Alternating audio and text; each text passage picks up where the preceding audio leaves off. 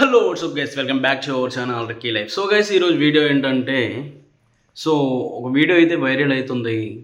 ఆంధ్రప్రదేశ్లో పోలీసులు ఒక ముగ్గురు వ్యక్తులని పట్టుకొని నడి రోడ్డు మీద కూర్చోబెట్టి కొట్టడం అనేది చాలా వైరల్ అవుతుందన్నమాట. సో అసలు ఏం జరిగింది, దేనికి అట్లా కొట్టిర్రు, అసలు పోలీసులకి కొట్టే రైట్స్ ఉన్నాయా, ఒకవేళ కేస్ అయితే ఆ ప్రాసెసింగ్ ఎట్లుంటుంది అనే దాని గురించి అయితే మనం వివరంగా మాట్లాడుకుందాం. సో ఫస్ట్ టైం నా వీడియో చూస్తున్నట్లయితే లైక్ చేయండి, షేర్ చేయండి, కామెంట్ చేయండి, సబ్స్క్రైబ్ చేయడం మాత్రం మర్చిపోకండి. Please do subscribe Ricky Life. So ఇప్పుడైతే టాపిక్లోకి వెళ్దాం. సో ఒక ముగ్గురు వ్యక్తులను పట్టుకొని పోలీసులు నడి రోడ్డు పైన కూర్చోబెట్టి కాళ్ళపైన విపరీతంగా కొట్టిరన్నమాట. సో వాళ్ళని చూస్తే నాకు అనిపించింది ఏంటంటే, వాళ్ళు డ్రింక్ చేసి ఉన్నారా, లేరు.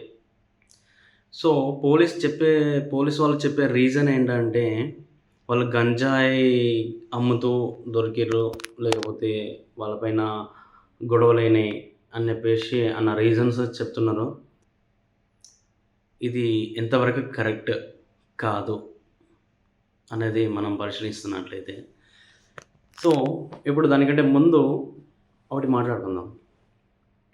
ఎప్పుడైనా ఎవరైనా ఒక పోలీస్ వ్యవస్థ అనేది ఎట్లా పనిచేస్తుంది లా ప్రకారం అని అంటే, ఒక వ్యక్తి పైన కేస్ అయిందనుకో, దానికంటే ముందు ఎఫ్ఆర్ఐ చేస్తారు. ఎఫ్ఆర్ఐ అయిన తర్వాత ఆ పర్సన్ ఎవరైతే ఉన్నారో ఆ పర్సన్కి కాల్ చేసి, పలానా వ్యక్తి మీ మీద కేసు పెట్టిండు, మీరు స్టేషన్కి రండి అని చెప్పేసి ఫస్ట్ ఆఫ్ ఆల్ ఇన్ఫర్మేషన్ ఇస్తారు. ఇన్ఫర్మేషన్ ఇచ్చిన తర్వాత వాళ్ళు స్టేషన్కి రావడం జరుగుతుంది, మాట్లాడుకోవడం జరుగుతుంది. సో మనం కన్ఫర్మ్ చేసుకోవాలనుకుంటే, ఒకవేళ ఆ ఇన్ఫర్మేషన్ ఇచ్చినా కూడా మనం కన్ఫర్మ్ చేసుకోవాలనుకుంటే, యాజ్ ఏ ఇండియన్గా లా ప్రకారం మనం తెలుసుకోవాల్సిన రైట్స్ మనకి ఏమున్నాయంటే, మీ పైన ఒక వ్యక్తి కేసు పెట్టిందని చెప్పిన వెంటనే భయపడకుండా ఫస్ట్ ఆఫ్ ఆల్ చేయాల్సిన విషయం ఏంటంటే, సార్ నా పైన కేస్ ఎవరు పెట్టారు, ఆ కేస్ ఎఫ్ఆర్ఐ అయిందా, 41A నోటీస్ అనేది ఒకటి ఉంటుంది. నోటీస్ పంపిస్తారు అంటారు కదా. 41A నోటీస్ అనేది ఒకటి ఉంటుంది. ఆ నోటీస్లో క్లియర్గా ఉంటుంది, మీ పైన పలానా ఆయన కంప్లైంట్ ఇచ్చాడు, దేని గురించి, పలానా ఇష్యూ గురించి అని చెప్పేసి ఆ నోటీస్లో క్లియర్గా ఉంటుంది. స్టేషన్కి వెళ్ళే కేసులలో చాలా కేసులు 2 టైప్స్ ఉంటాయి. ఒకటి సివియర్ కేసులు ఉంటాయి, 2 నాన్ సివియర్ కేసులు ఉంటాయి. సో వీటిలలో మనం మేజర్ తప్పు ఒకవేళ చేసినా కూడా, పోలీస్ స్టేషన్కి వెళ్ళినా కూడా కొట్టే రైట్స్ అనేటివి ఉండవు. ఎందుకంటే నువ్వు పోలీసులకి సహకరించినంత వరకు నీ మీద చెయ్యి వేసే అంత రైట్స్ ఉండవు. ఎప్పుడు కొడతారు, ఎప్పుడు థర్డ్ డిగ్రీ యూజ్ చేస్తారు అనేది మనం మాట్లాడుకున్నట్లయితే, సో ఎప్పుడైతే నువ్వు తప్పు చేయనంత వరకు, నువ్వు పోలీసులకి సహకరించినంత వరకు నిన్ను కొట్టడానికి వీల్లేదు. నిన్ను కేసు పెట్టితే నువ్వు హాజరై దాని గురించి మాట్లాడి కోర్టులో మాట్లాడకుండా మనకి సామరస్యంగా చెప్పి రావచ్చు. సో ఇంకా దీంట్లో సివియర్ కేసులు అంటారు కదా, కొంతమంది నేరం చేసినా కూడా నేను చేయలేదని ఒప్పుకోరు. అలాంటి వాళ్ళకి కొట్టి నిజాన్ని బయటకు తీసే ప్రాసెసింగ్లోనే థర్డ్ డిగ్రీ అనేది యూజ్ చేస్తారనమాట. సో ఇది కూడా సివియర్ కేసులో ఒక 1 ఇయర్, 2 ఇయర్స్, 3 ఇయర్స్ ఒక వ్యక్తి పైన కేసు అయింది. కేసు అయిన తర్వాత ఈ పలాని కేసులో ఒక వ్యక్తి ఉన్నాడు, అది సివియర్ కేసు, చాలా సీరియస్ది, చాలా పెద్ద మ్యాటర్ అని అనుకున్నప్పుడు, సో ఆ కేసు నడుస్తుంది కానీ ఇంకా ఒప్పుకోవట్లేదు. కొన్ని సంవత్సరాలు గడుస్తున్నాయి, క్లియర్గా ఎవిడెన్స్ ఉన్నాయి, అయినా కూడా నేను చేయలేదు అని చెప్పేసి పోలీసులకు సహకరించకుండా, రమ్మన్నప్పుడు రాకుండా, కోర్టుకు హాజరు కమ్మన్నప్పుడు కాకుండా, ఇలాంటి టైంలలో పోలీసులు కొట్టడానికి అవకాశం ఉంటుంది. ఎందుకంటే క్లియర్గా ఎవిడెన్స్ ఉన్నప్పుడు, ఆపోజిట్ వాళ్ళు క్లియర్గా ఉన్నప్పుడు తప్పు నీదే అని తెలిసినప్పుడు, నువ్వు పోలీసులకి సహకరించకుండా నువ్వు చేస్తున్నప్పుడు, నిన్ను కొట్టడంలో తప్పు లేదు. కొట్టి నిజాన్ని బయటికి కక్కించి చట్టబద్ధంగా శిక్ష ఏముంటదో అది దానికి అర్హుడు అని చెప్పేసి శిక్షేస్తారు. అది జైలుకి పంపించడమా అది తర్వాత విషయం. సో, ఇప్పుడు ఇది ప్రాసెసింగ్. ఈ వీడియోలో మనం చూసినట్లయితే పోలీసులు నడి రోడ్డు పైన కూర్చోబెట్టి ముగ్గురు వ్యక్తులను కొడుతున్నారు. సో, వాళ్ళు తప్పు చేశారనుకుందాం.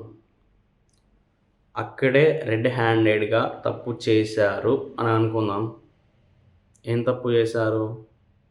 గంజాయి తాగిర్రా, గంజాయి అమ్మిర్రా సంథింగ్ అనుకుందాం. సో, వాళ్ళని స్టేషన్‌కి తీసుకెళ్ళాలి. మన లా ప్రకారం గంజాయి అమ్మడం, గంజాయి తాగడం చట్టరీత్యా నేరం కాబట్టి చట్టపరంగా ఎలాంటి శిక్షలున్నాయి, చట్టపరంగా ఎలా రెస్పాండ్ అవ్వాలి, అది రెస్పాండ్ అవ్వాలి. రోడ్డు మీద కొట్టడం తప్పు కదా! రెండోది, వాళ్ళ పైన వాళ్ళు పెద్ద తప్పే చేశారనుకుందాం. వాళ్ళ పైన ఎఫ్ఐఆర్ అయిందా? వాళ్ళకి నోటీస్ పంపించారా? వాళ్ళ పైన కేసు బుక్ అయిందా? ఇవన్నీ జరగాలి కదా! విచ్చలవిడిగా వీడు అది చేశాడు, ఇది చేశాడని రోడ్డు మీద కూర్చోబెట్టి కొట్టడం పోలీసు కరెక్ట్ కాదు. అది చట్టపరంగా చేసిన తప్పు.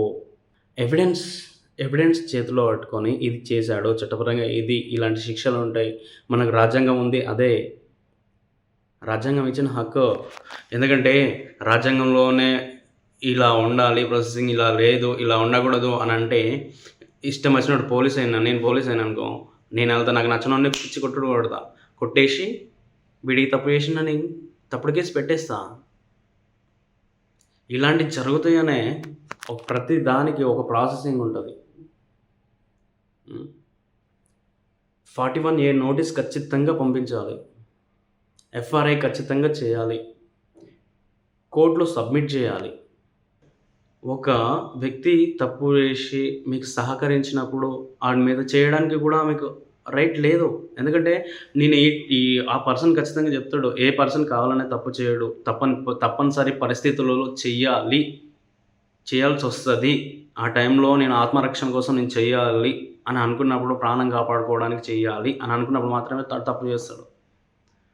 వాడు ఖచ్చితంగా నేను ఈ టైంలో ఇలా చేయాల్సి వచ్చింది సార్, నేను ఇలా చేస్తాను అని ఒప్పుకొని పోలీసులకి సహకరించినప్పుడు వాడి మీద చేయడానికి లేదు చట్టపరంగా. ఎప్పుడైతే పోలీసులకు సహకరించకుండా కేసు కొన్ని సంవత్సరాలు నడుస్తున్న తప్పించుకొని తిరుగుతుంటూ పోలీసులను ఇబ్బంది పెడుతున్నప్పుడు నిజాన్ని బయటికి రాబట్టడానికి థర్డ్ డిగ్రీ అనేది యూజ్ చేస్తారు. సో, నాకు తెలిసి రోడ్డు పైన ముగ్గురు యువకుల్ని కొట్టి అలా కూర్చోబెట్టి కొట్టి అలా చేయడం నాకైతే కరెక్ట్ అనిపించలేదు. మన దేశం ఎటుపోతుంది అసలు? ధర్మం ఎటుపోతుంది అసలు? రాజ్యాంగాన్ని ఎవరు పాటిస్తున్నారు? చట్టాన్ని చేతిలోకి తీసుకుంటున్నారు ఎందుకు? ఒకవేళ నిజంగా వాళ్ళు, నాకు తెలిసి ఆ వీడియోలో చూసినట్టయితే నాకైతే వాళ్ళు తాగినట్టు కనిపించలేదు, వాళ్ళు గంజాయి తీసుకుంటున్నట్టు కూడా కనిపించలేదు. ఎందుకంటే తాగినోడిని ఈజీగా గుర్తుపట్టచ్చు, గంజాయి తీసుకున్నోడిని ఈజీగా గుర్తుపట్టచ్చు. సరే, వాళ్ళు గొడవలు పెట్టుకున్నారు అనుకుందాం, ప్రాసెసింగ్ ఉంటుంది కదా. నీకు ఒకవేళ రెడ్ హ్యాండెడ్గా దొరికిరు అనుకుందాం, స్టేషన్ ఉంటుంది కదా, తీసుకెళ్ళాలి కదా, ఎఫ్ఆర్ఐ చేయాలి కదా. ఇలాంటి వ్యవస్థ ఇంకా ఉంది చాలా వారికి.